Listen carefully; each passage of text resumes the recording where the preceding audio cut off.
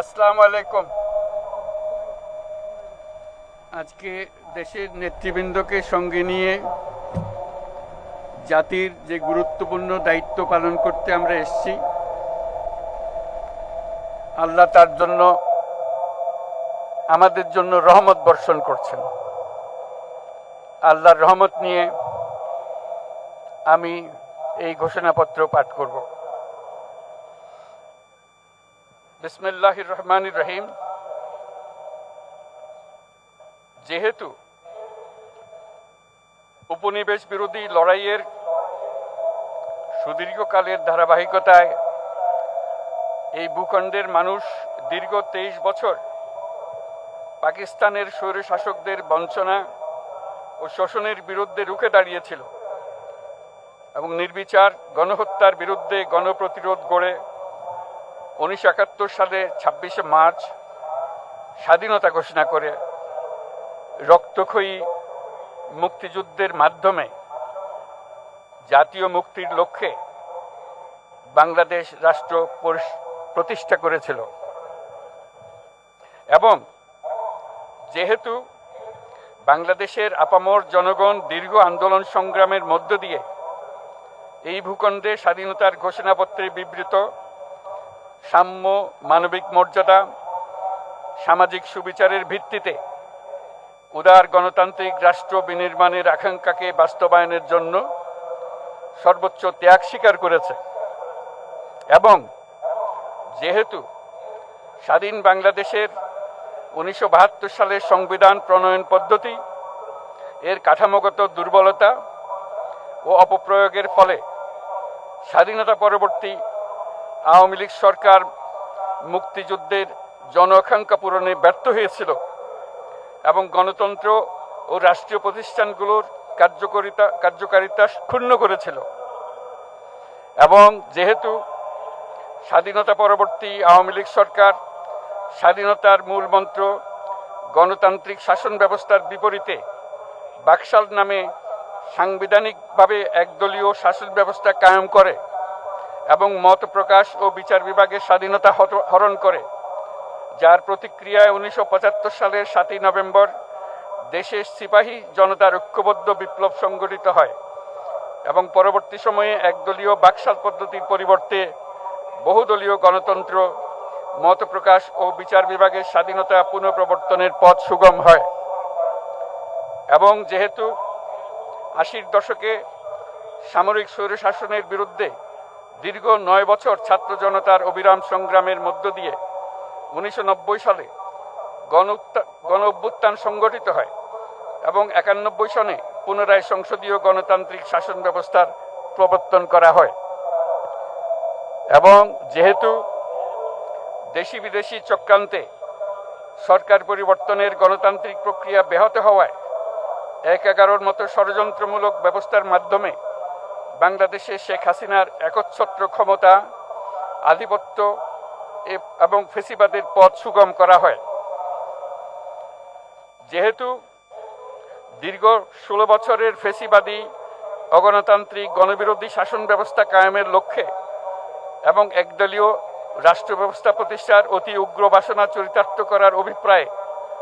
সংবিধানে অবৈধ অগণতান্ত্রিক পরিবর্তন করা হয়, যার ফলে একদলীয় একচ্ছত্র ক্ষমতা ও আধিপত্য প্রতিষ্ঠার পথ সুগম হয়। এবং যেহেতু শেখ হাসিনার আওয়ামী লীগ সরকারের দুঃশাসন, গুম খুন, আইন বহির্ভূত হত্যাকাণ্ড, মত প্রকাশের স্বাধীনতা হরণ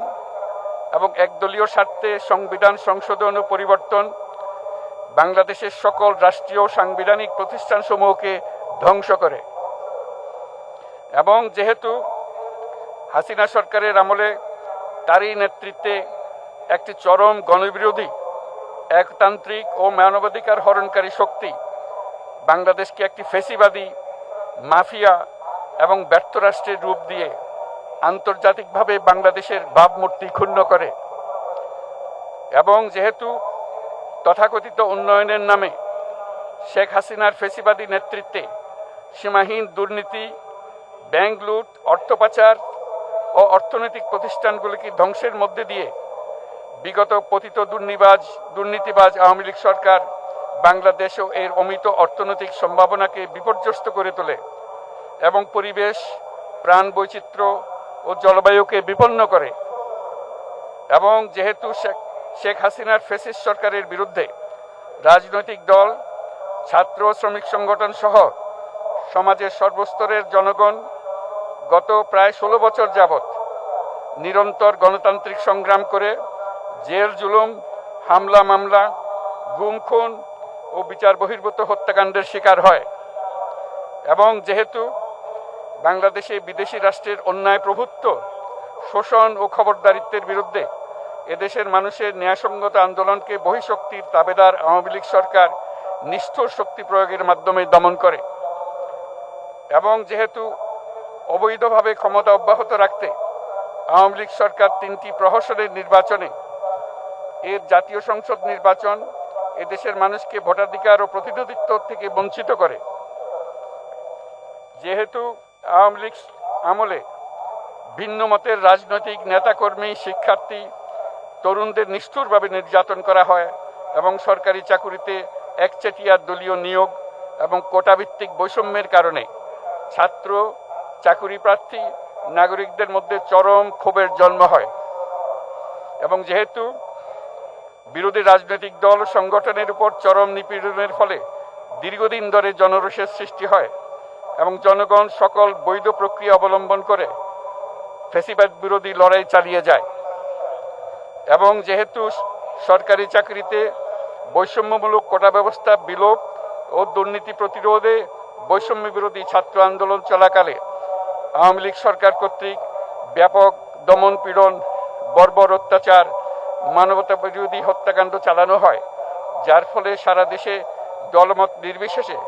ছাত্র জনতার উত্তাল গণবিক্ষোভ গণ অভ্যুত্থানের রূপ নেয়। এবং যেহেতু ফ্যাসিস্ট শক্তির বিরুদ্ধে অদম্য ছাত্র জনতার অভ্যুত্থানে রাজনৈতিক দল, ধর্মীয়, সামাজিক, সাংস্কৃতিক, পেশাজীবী, নারী ও শ্রমিক সংগঠনসমূহ সমাজের সকল স্তরের মানুষ যোগদান করে এবং আওয়ামী ফ্যাসিবাদী বাহিনী রাজপথে নারী, শিশু সহ প্রায় 1000 মানুষকে নির্বিচারে হত্যা করে, অগণিত মানুষ পঙ্গুত্ব, অন্ধত্ব বরণ করে। আন্দোলনের চূড়ান্ত পর্যায়ে সামরিক বাহিনীর সদস্যগণ জনগণের গণতান্ত্রিক লড়াইকে সমর্থন প্রদান করে। এবং যেহেতু অবৈধ শেখ হাসিনা সরকার পতন, ফ্যাসিবাদী ব্যবস্থার বিলোপ এবং নতুন রাজনৈতিক বন্দোবস্তের লক্ষ্যে বৈষম্য বিরোধী ছাত্র আন্দোলনের ডাকে জনগণ অসহযোগ আন্দোলন শুরু করে, পরবর্তী সময়ে 5ই আগস্ট ঢাকা অভিমুখে লং মার্চ পরিচালনা করে এবং ফ্যাসিবাদ বিরোধী আন্দোলনরত সকল রাজনৈতিক দল, ছাত্র জনতা তথা সর্বস্তরের সকল শ্রেণীর পেশার আপামর জনসাধারণ তীব্র আন্দোলনের চূড়ান্ত পর্যায়ে গণভবনমুখী জনতার উত্তাল যাত্রার মুখে ফ্যাসিস্ট হাসিনা 5ই আগস্ট 2024 তারিখে পদত্যাগ করে দেশ ছেড়ে পালিয়ে যেতে বাধ্য হয়। এবং যেহেতু বাংলাদেশের রাজনৈতিক ও সাংবিধানিক সংকট মোকাবেলায় গণ অভ্যুত্থানের মধ্য দিয়ে ব্যক্ত জনগণের সার্বভৌমত্বের প্রত্যয় ও প্রয়োগ রাজনৈতিক ও আইনি উভয় দিক থেকে যুক্তিসঙ্গত, বৈধ ও আন্তর্জাতিকভাবে স্বীকৃত এবং যেহেতু জনগণের দাবি অনুযায়ী এরপর অবৈধ দ্বাদশ জাতীয় সংসদ